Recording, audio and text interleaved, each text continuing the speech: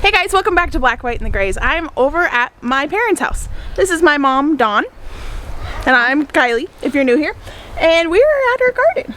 So, before we go into what you wanted to talk about, let's talk about what's right behind us.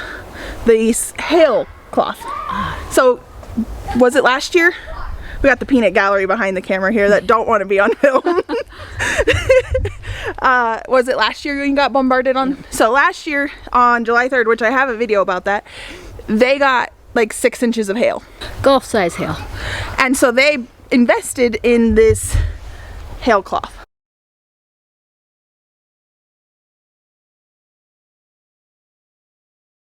The hail cloth is the same hail cloth as the Prairie Homestead got in Wyoming. The funny part is they got this hail cloth and they were going to put it up, and the day before they got it up, it hailed. Do you remember this year? You were like out here in the hail. You had half of it up. Okay, you had half of the hail cloth up, but you didn't get hail after that. No, and it was small hail. So this is their raised bed garden. This is actually not where it is in here. You have some in here, right? Yeah, 3 beds. So tell us, Mom. So today we're talking about potatoes and how we can grow potatoes here in Central Oregon. As the people at the gardens people say, they call it the Arctic. It is the Arctic. That's the weird thing is you see the temperature that says for Lapine and you see it on the website and everything. They're lying. We're at least 10 degrees colder. We have been down to 32 minus 0. It's crazy. Our weather here is crazy. So 5-6 years ago, I grew my first garden. Do you remember what you told me? Good luck. I said, Mom, you should grow a garden, and you said, well, yeah, we'll just see how yours turns out first. And then even after that, it was successful. Yeah. And you were like, no. I've never liked gardening, never been a gardener, never wanted to be a gardener, and well, I teasingly call myself the reluctant gardener because really, that's what I am. But Mom, you had flowers and always had. Yes, you gardened, just not vegetable flowers. Or any food. Yeah, flowers. Because you get the whole pretty. Yeah, instant gratification and always beautiful, and I love it. Okay, so but then what flipped the switch? Well, I wanted to talk about my husband. He had a word from the Lord one night. He gets up and prays at night and had a word from the Lord, and the Lord told him that we needed to build a greenhouse and we needed to build a garden. So we did it. And which was what year? 2021. Okay. And so we did. My husband built a greenhouse that scraps around the place, and then we bought some plastic for it and built a larger greenhouse. So we've done that. And then we did the raised beds as well, and I just want you to know that you can grow potatoes here. We can grow lots of things. Potatoes is a nightshade, and so they're very susceptible to cold, and we get cold all the time. Not as much as like a tomato or a... Not quite, but pretty close. Yeah. So you have to have it protected. So we planted our potatoes at May 15th. We brought them up, and they would snap, and then they'd come grow back up and snap and grow back up and snap, and we just didn't know how they were going to do. And so I'm actually going to flip behind the camera. That's how we did that. And then eventually they took and survived those 3 frosts that they had before. Now, did they get nipped down to the ground? They did. A couple times they got nipped down. A couple times they got nipped just the top of the new green that came up, and then we would put on more compost and more straw to protect them, and off we went. So then there are 7 children roaming around the property. You're gonna hear that in the background. They're all happy. They are. They're happy. Happy grandchildren. So then comes July and August. In August, of course, we get another couple freezes that really did them in. But we just harvested in the last week, and they did really well. We had a bumper crop of them. But what I've learned this year is a couple of different things. The first one is that the Yukon Gold, they grow wonderfully outside. They really do. They just grow. The russets, not so much. And Red Potomac. Or Pontiac, one of the two. Oh, Pontiac, that's what they're called. They did okay too. They all did okay, but the Yukon Gold outside did great. Now we also have a hoop house that we just threw together. It was just PVC pipe and plastic. It probably costs us 120 bucks to do it, and it's pretty long. It's probably 10 by 20, and we put a row in there in underneath the plastic, and that we put russets under there, and they did really well. So yeah, my russets, I've never been able to grow russets very good. They don't get big. No, they don't get big. But the ones in my high tunnel, I got like ones you'd see in the green, like the store. Yep. Now, size. the only thing to that.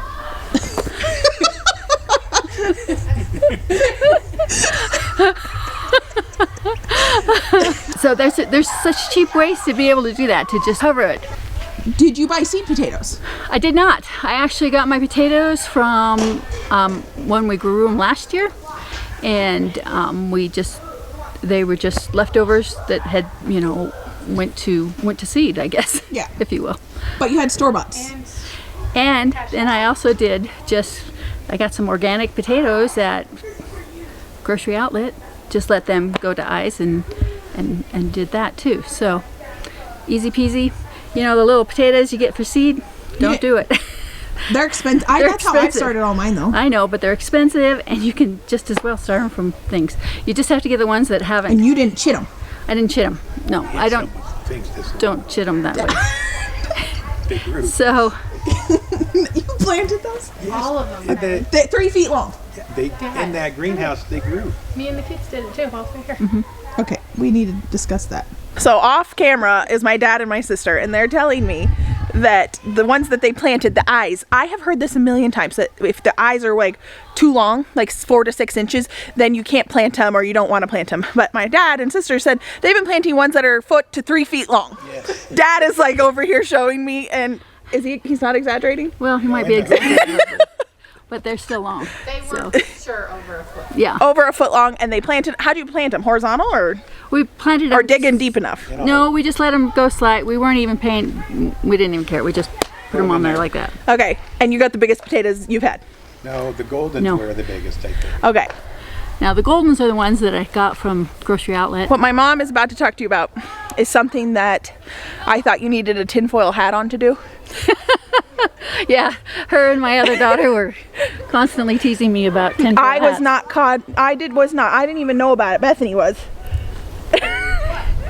Teasing mom that she needed a tinfoil hat. But it worked, and I'm gonna try it next year. This one, I knew you couldn't resist this is yourself. from Kylie's house. These are the ones Dawn and I grew. Such No, I just. Here, because I didn't do electroculture. right, electroculture. Hey, Nothing. that's what we're going to talk about, is electroculture. Chuck, they Everybody teased here. me about this because I tried to do electroculture this year. I heard about electroculture from Danny from Deep South Homestead, and he showed a man who did it, and it was like one plant was like Miracle Grow and one plant wasn't. So I decided to give it a try. So this is my try. I put a stick on it and put copper wire. You can see that it's thin copper wire. And it just has a tail on top. This is just here from the kids. Okay. And then it has a tail underneath that gets buried. You don't need the duct tape at the top. You don't need the duct tape at the top. Okay. So does that stick out? That sticks out. Okay. So and then another one, the same length, about 6 inches, goes into the ground. Now electroculture, what it does is it takes all the frequencies in the air, radios, TVs, whatever, and it takes the lightning and the storms and all of the type of electrical stuff and brings it in and brings it into the ground. Now this was pretty popular back in the day. All of a sudden in the 1920s they took it out of the books. And you couldn't even find anything about electroculture. It just sounded like, well, tinfoil hat type stuff. But it coincided with the same time as when the fertilizer companies started coming out with their fertilizer. People are starting to get it. And what it does is it brings the electrical into the ground. Electric current? The current into the ground and stimulates the roots growth of your plants. And so I tried it. This is my first one. I just stuck them in the ground in May and gave it a try. But I'm telling you, this had the biggest bushes of the potatoes, and when we pulled up the potatoes, they were huge potatoes, and there were very abundant potatoes under there, and it was amazing. We were shocked at it. Now, we did a few more on thinner metal things that went into the ground, and they didn't work quite as well as the What wider. do you mean thinner? Thinner. Oh, I'll show. Let me just show Okay. this. Okay, so this. Do you think that the other metal? No, I don't think it's the metal. Could be, but not that I know Like the of. fatter sticks But work the better? fatter sticks work better. So I think it gives more Okay. things. And so, but this one was in the first. These were not in quite as quickly. They were probably a month or maybe even 6 weeks behind them. So, but what they do is 3 feet around them, it, for lack of a better word, fertilizes your thing without having to have expensive fertilizers, without having to have, manure or whatever the thing is. This just, whatever you would want to use in your beds. This was amazingly worked well. So you have to put one every 3 feet, ideally. Yeah. How much was Well, it? every 6 feet probably. And you got your copper wire off Amazon? Yep. Or you much can get it at Lowe's. Was it expensive? No, it was like maybe $11. No, it did probably six of the sticks, maybe more, maybe 10. Okay. So, but it worked, and I have been impressed with it. And my children no longer call me the tin hat lady. Well, maybe they still do, but We definitely still do. so anyway, that's the story here. Here in the Arctic, we can grow potatoes, and we can grow them into a bumper crop, and it doesn't have to cost a. Also, I want to make this clear. These were frosted on 3 times. 4 times. 5 times now. So so typically with a potato, it can handle a little light frost, like a kiss of frost. But when it gets a hard freeze, it cannot handle it and it goes down. Now potatoes, down to 21. potatoes. I wonder if your hailcloth helped. No, No. they're Okay. all the same. But people will say potatoes are frost resilient or whatever. They are in a sense that they keep growing back. But tomatoes will actually keep growing back too from If a you frost. keep growing back, you lose The yield. growth in the potato. You lose the yield. But what you found, you didn't. No, and it could have been because of the electroculture. But 5 freezes, and 2 hard freezes. So that's amazing. It is amazing.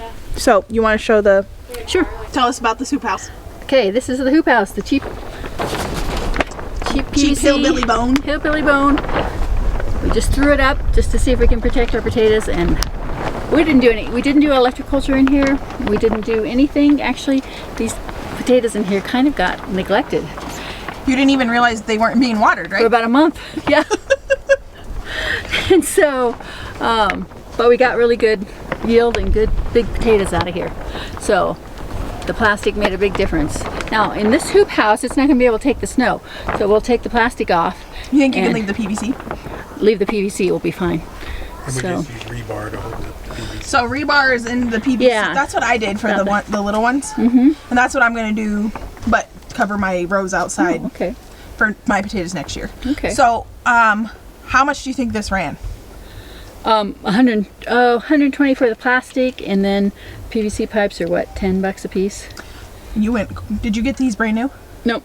I actually got this from a lady that was getting out of the area, and so Did she use it as a greenhouse? I would assume. Okay.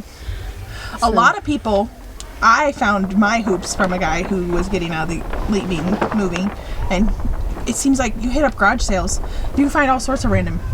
Anyway, it doesn't have to be expensive to grow your potatoes here, but I tell you, this is the best way to go because they are doing. And I have had potatoes that grow outside of it, and they're just smaller. But inside I had russets that were big. Wonder if you did the electroculture in here. I could be crazy.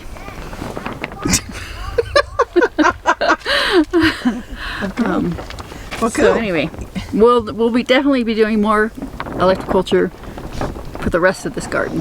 For right now, it is past the growing season, but it's time to get your beds together.